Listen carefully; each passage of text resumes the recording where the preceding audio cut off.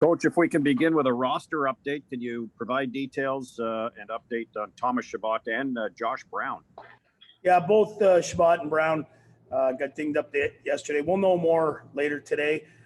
Likelihood is both won't play the rest of the way unless we get that word today. It's nothing serious, for Shabby, but at this point, we're not going to put him in harm's way unless he's 100%. When you say the rest of the way, do you mean right through until the end of the season? Yes. I mean, with 4 games left, we're not going to, put guys in spots where they could hurt themselves further. We'd like them to be healthy, to end the year. So we'll know a little bit more today, but at this point, it doesn't look good for either one of them to play again this year. Okay. Is there a good chance then you'll be putting in 2 rookies on the blue line tomorrow that have a combined 1 game of NHL experience? Yes, both will be on Alsing and Docker. All right, very good. Did we see Joey Decourt on the ice this morning, Coach? Yeah, he's going real well with his rehab, starting to feel a lot better. So we'll see how that goes, and hopefully he can get back going. And Matt Murray as well. Has he been on the ice? Yes, he has been on doing more conditioning than anything. Starting to see more pucks now. So I mean, there's very little time left, but it'll be tight. Maybe if he can get in for that last game. And obviously a full practice here for Anton Forsberg. It looks as though you have some options for tomorrow against Montreal, or is he really good to go and a goalie of choice? Yeah, him, Hoggy, Forsberg. Him, Hoggy, and Gus are all available. We'll see in the morning what we're going to do there. To Bruce Garriock at Post Media. I just wanted to start by getting some injury updates. I'm kidding. I was going to say, come on, Bruce. Just on with those 2 defensemen out, though, DJ, would you look to maybe bring a couple of guys up from Belleville that you wanted to give an opportunity now, and maybe look at them in the last 3 or 4 games as well? Well, that'll be up to Pierre to let me know, who's coming up. But I mean, you can't. I mean, we've already got now, 2 major pieces right now that have been playing big minutes. Now you're putting 2 young guys in there. It's not, if guys get hurt, certainly we'll put more guys in. But it's not conducive to development to put a bunch of young guys out there against teams that are starving for points. So we're going to do everything we can to win games. For this 4 remaining games. And right now, the 6D we have is the 6th best, we think. Just because it's been a topic of conversation, DJ, would this pretty much rule out Chabot going to the World Championships? Just, even if it's not serious, I'm sure you don't want him going if he's not 100%. Well, yeah, I mean, obviously that's up to him, the trainers, and everyone else, but and that's a personal choice for him. So we don't know what the extent. How long he'd be out if he was going to go back and play, but that's something he'll have to visit here shortly.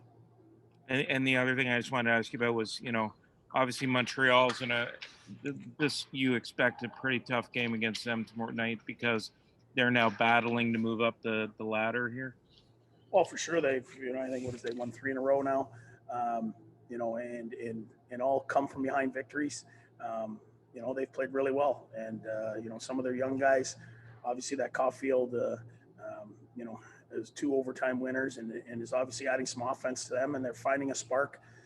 Allen's played really good, keeping him in every game. And, so it's a tough time. It's a tough opponent every time we play them, whether it's start of the year, middle of the year, exhibition.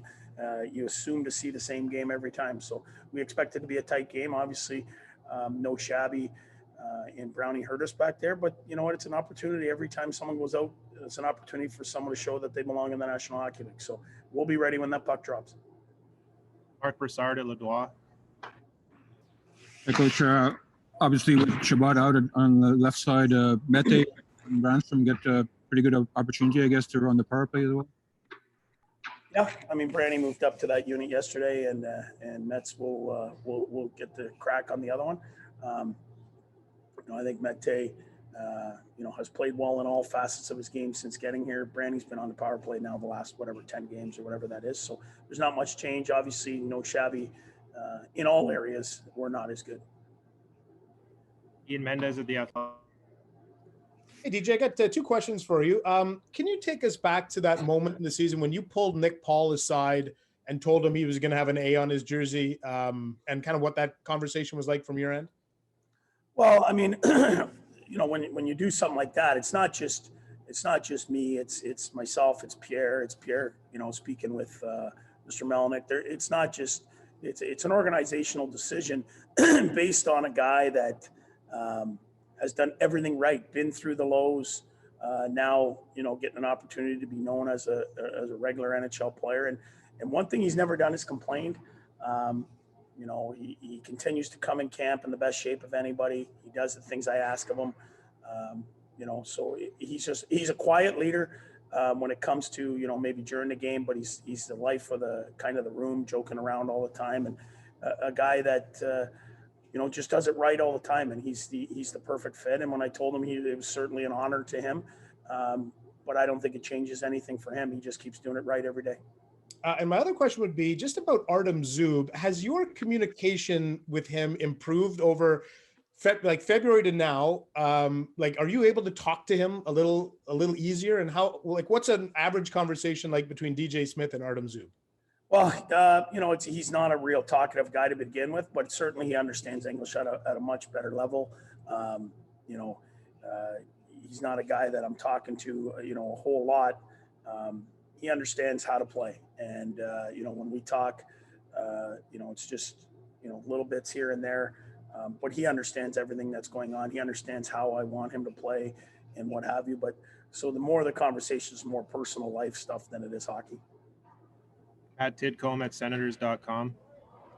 Hey, DJ, just quickly on Joey Decourt. Do you think he plays again this season, albeit maybe even in Belleville? Well, that's up to the trainers. I don't know. I mean, the original thought is that he wouldn't play. He looks like he's good right now, but again, we're not going to put anyone in a bad situation. So that'll be up to the trainers to decide if he can get in. Certainly, we'd like to get him in. For the final one, we'll circle back to Bruce Garriock. DJ, I just wanted to ask you one other thing, just on how have you felt about Tim Stützle's rookie season? You know what? It's like a lot of guys, up and downs.